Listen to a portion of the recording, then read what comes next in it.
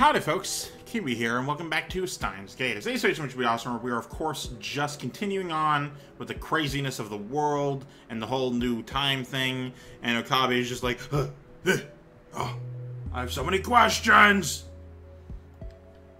And she puts her hand on my shoulder and gives me an embarrassed smile. Okabe Rintaro, please keep this confidential. Don't tell me, is she... So you've been captured by the organization before, just like me. Eh? Organization? Talking about Sam? No, say no more. I understand your pain all too well. You do? The organization's secret brainwashing facility, known as Apocalypse of Galleon. That place... Oh wait, hang on, my headphones are dying.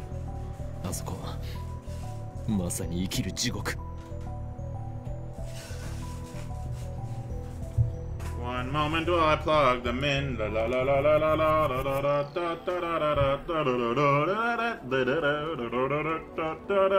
we go. That place is a living hell. I don't want to revive any suppressed memories. Right. I don't think it was called the Pocket whatever, though. But it certainly was a living hell. Ooh. I can tell you'll make a good war comrade, part-time warrior. The day of Ragnarok is near. Cool. Suzuki lifts her hand in a half-hearted gesture of enthusiasm. What was her voice? Oh, it was a pirate. Suzuya, what's brainwashing? Nate asks as she tugs on the hem of Suzuya's clothes. She's allowed to be left alone with somebody her dad met, like, days ago. And she doesn't know... Not only does she not know what brainwashing is, she doesn't even know how to pronounce it properly. Interesting choice of descriptors. Aye. Shall be the one to answer that.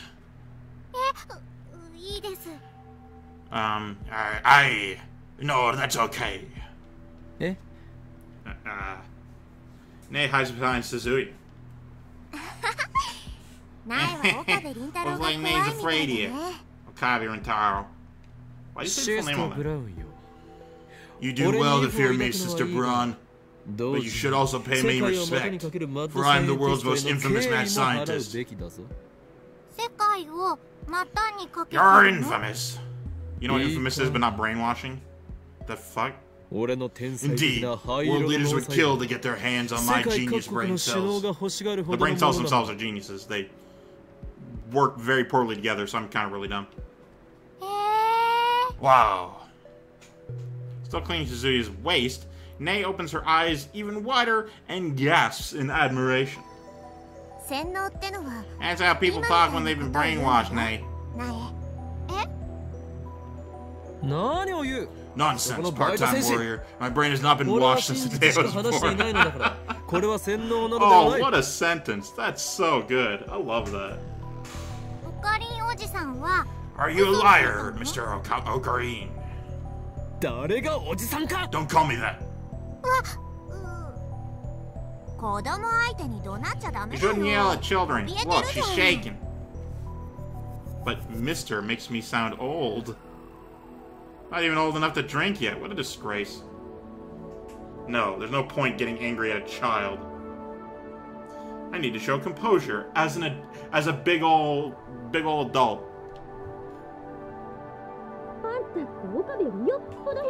You're even more of a perv than Okabe. I'm not using san for you anymore. I'm not a perv. I'm a pervy gentleman. It has the word perv in it, but it's a very different thing. It's like a cheese pizza. People don't want it, but it's in everything that they have their lovely toppings on. You get a mushroom and bacon, it's cheese pizza underneath that. Huh? What does that even mean? Hey guys, do you think Okarin's okay? I can hear voices from the second floor window. And since we can hear them clearly from here... So he starts chuckling. You heard everything, didn't you? Sorry, I didn't mean to eavesdrop, but I just couldn't help it. Did you hear about the time machine too? Oh yeah, I heard. Way to go, you! She strikes up. She strikes my upper arm in what I assume is a gesture of encouragement. What is "way to go" you supposed to mean? You haven't told anyone, have you? If I can't trust you to keep silent, I'll have to take extreme. Yeah, I won't say a thing, I swear. Your secret's safe with me. Whatever. Great. There's just one thing I need to ask. Did you see some kind of electrical discharge on the second floor just now? Electrical discharge? You mean like yesterday's rumbling? I nod. It happened all once before. You're lucky the boss wasn't around. It shook. It was scary. That's a great that's a great I don't know, disconnect for lack of a better word. Ignore the little girl's honest impression. Just now, about a minute ago, it should have happened again. Oh really? I didn't see it the second time. Whoop, bicycle. So she tilts her head quizzically, then turns back to her bicycle. Maybe I was too preoccupied polishing my baby. Did you see it, Nay? Nope. Sister Braun frantically shakes her head. You didn't see the second one? I didn't see it. Disappointment spreads through me. What the heck is going on, alright? What does this mean? Events I remember happening didn't. The fact that I sent an email. The fact that we argued over what to send. But Kirsu herself remembers that I called her Celeb 7 during that argument. Right after sending the email, I was hit by a feeling of vertigo. It's probably related somehow. Oh, it's definitely related. Did something happen? How much do you know about time travel? What do you mean by that? So you seem slightly suspicious. So I explained to her what happened just now. Her suspicion is suspicious. They probably won't understand a word of it, so I don't think it'll be necessary to silence her. With duct tape. I don't believe it. So he is dumbfounded after hearing my explanation. I've never heard of anything like that. Is it true? Are you telling the truth? Of course. I'm yawning though. One moment. We've created a bona fide. You know, that's supposed to be one word, right? Actually, let me check. Let me look that up. I don't know if bona fide is one word or two. I'm going to look that up just now, in fact, to Google. No, I don't need fucking Confusion Genesis. Don't need that. Don't need none of it. Fucking... When I hold backspace, do not re-put the words back in. Alright, what am I... like? Bona... dash... fide. Bona fide. Genuine, real. Yeah, I know what it means. It's... Can you spell it without the dash? Bona fide. It is literally the exact same thing. There doesn't... What? Bona fide tapas and cocktail bar. I don't give a fuck about that. Get out of here, Toronto. Yeah, no, there doesn't seem to be any consensus on how to spell it. Back out of my phone, guys. Come on. I don't need to tap the back button twice. Just do it the first time. Of course, we created a bona fide time machine, and we were able to change the past. Nobody can deny our accomplishments. That's right. Nobody. Jeez, that's not what I meant. So she grabs her own hair in frustration. She pulls her pigtails out of her head, fucking screams in agony because, my god, that was a lot of hair you just pulled out of your head, and then falls over dead. But then her expression turns thoughtful. I don't know if you're saying it's true or not, but... She suddenly lowers her voice. I think you should try asking John Titor. John Titor.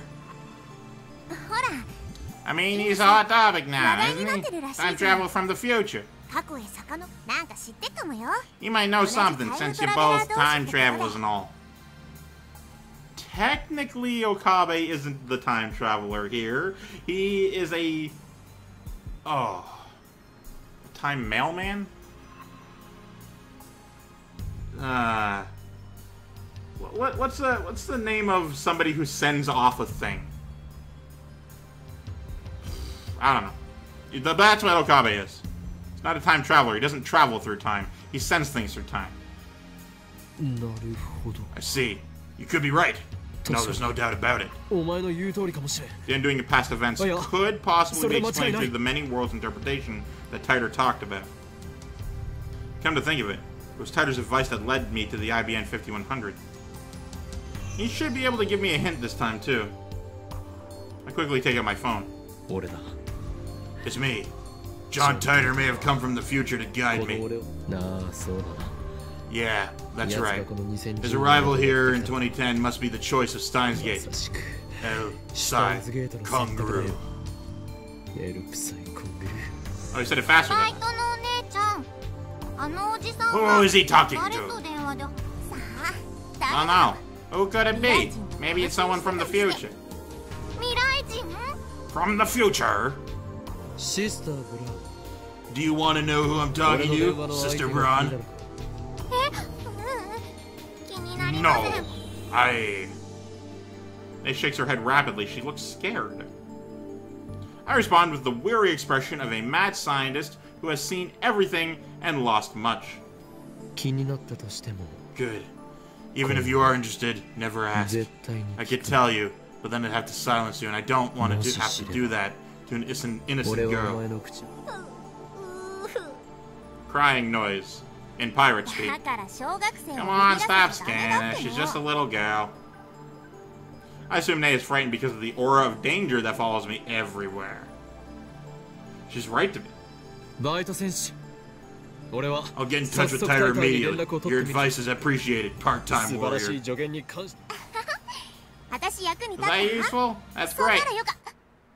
Part-time warrior's eyes pop open mid-sentence. Oh crap! The boss is back! The boss is back! Follows Suzuya's glance to see a moped heading this way. Judging by the sheer size of the driver, it must be Mr. Braun. Which makes me really question why Nay is afraid of tall people. Her dad could beat them up. Hey, manager asked, tell him I was doing my job. Okay, but you have to let me ride whatever that said. Let me ride your bike, okay? Yeah, okay. Good luck, Okabe, Rintaro. I'm rooting for you. Suzuya pats me on the shoulder and rushes into the workshop. Nay and I are left in the front of the store. Oh, that's a bad situation for her dad to find, since he fucking hates this guy. And is overprotective of his daughter.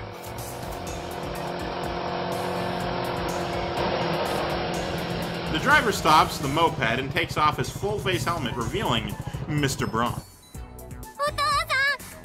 Welcome back, Daddy. Jesus Christ. Nay, what did this nut job do to you? Manager leaps from his moped and interposes himself between me and his daughter. His eyes are bloodshot.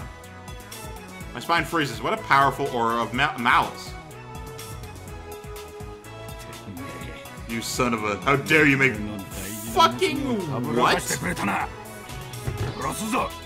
You want to run that one by me again, big boy? Fucking excuse me. How dare you make moves on my precious daughter? I'll kill you. 18-year-old. Possibly 5-year-old. 6, I don't know. Are you fucking insane? First of all, there was no touching of any kind. They were at likely a fair bit of a distance because she was just hiding behind the fucking part-time worker, and Okabe wouldn't be in her face, so there would be at least distance between the two, like, grown ones, so the little girl's even slightly further away from that. So it's like, are you fucking crazy? Wait, I haven't done anything! Then why are you talking when they're alone, huh? We weren't alone. Suzuki was here too. The girl was skipping work to polish her bicycle. Please forgive me, Suzuki. My life is too precious. Is that true, Nay? She promised she'd let me ride her bike, so I gotta say she wasn't skipping. Sister Braun ends up betraying Suzuki too, but in a cute, adorable child way. Of a yes, and also here's all the information anyway. The manager breathes a heavy sigh. Skipping's the only thing she's good at, isn't it? Worthless part-timer. Isn't true? It's true. I've never seen her actually do work. Anyway, shouldn't you apologize for making false accusations? Kinda, yeah. What? Hell no. I'm going to beat you up one of these days, and I'm going to do it at the first possible chance of an excuse. Stubborn old man. He thinks he owns the place just because he owns the place. Oh, I gotta get a fucking picture of that. Screen cat. Oh, that's quite a funny sentence. Understand, I won't lay you off easy next time. You make moves on my daughter. That implies there was a first time and there wasn't one. So fucking kindly fuck off. I wouldn't do something so suicidal, or disgusting, or fucking irreparable. Mr. Braun nods in satisfaction. Nay, I bought some cream puffs, so let's eat them together. Okay. I love that. He parks his moped next to the part-timer's bicycle, then enters the store and hand in hand with his daughter. Cream puffs. Can't get any more out of character than that. Is this what having kids does to a man? What the fuck is wrong with cream puffs? They're delicious. They're very light. And usually they're cold, which is nice. You know, cold cream is good. It tastes delicious. And yeah, you just fucking have cream puffs stuff in your stupid mouth. Poop like a regular man. Hey, part-timer, I know you're slacking off. Slackers! Hey. And why is the 42-inch on? I thought I told you to turn it off. I'm sorry. Sorry. Sigh. Sigh. Leave Suzuki to her fate and return to the lab. The fate that I wrought upon her, but I don't care, because I'm returning to the lab. I need to get in touch with Titor as quickly as possible. You might be able to give me the answers I seek. You might even be able to explain the event that I witnessed a few days ago. The instantaneous disappearance of everyone on the streets of Akiba. Like, there's enough information at this point that, like, I can say that it was hinted at that this event that happened is the same as the, fucking Akiba one. When I burst into the lab, everyone looks at me with concerned expressions. Except for Moeka, who looks just as unconcerned as always. But, no, actually, you know what? Her eyebrows are slightly upturned. That looks like slight concern. Mary starts to speak, presumably to console me, but I put my hand up to stop her. Wait. We'll talk when everything's over. Everything. Including this episode of The Simpsons. I don't know where they came from. I explained that we can't experiment anymore now that Mr. Braun is back, then I dismiss everyone for today. I explained nothing to them. I'll buy more bananas tomorrow, okay? Like, they're worried about main character Dude Bro, and he's just like, look, nobody talk to me, I'm not gonna tell you shit, fucking go away. That's essentially what happened. Mary picks up her Oopa plush toy off the sofa and hands it to me. So for now, hug this little guy super tight and cheer up, okay? Looks like she's worried about me, but she shouldn't be. my job to worry about her. She has work after this, so she leaves. Oh yeah, I guess it's still daytime. Dara goes with her, presumably to see Ferris. Before he leaves, Lukigo apologizes again for messing up the Lotto 6 ticket, and then again for apologizing too much, and then again for apologizing that time, and then I tell him to stop, and he apologizes for that, and then he apologizes that he apologized too much, and I tell him to get out. He says sorry as I slam the door in his face. He knows about the time machine now. Next time I see him, I'll make him a lab mem to secure his silence. Her, by the way. Moak leaves nothing more than a tiny bow. But that'll have to be it for this one. Thank you guys so much for watching. I, of course, am Keywii. You can retune yourself. Have a delightful day. Goodbye.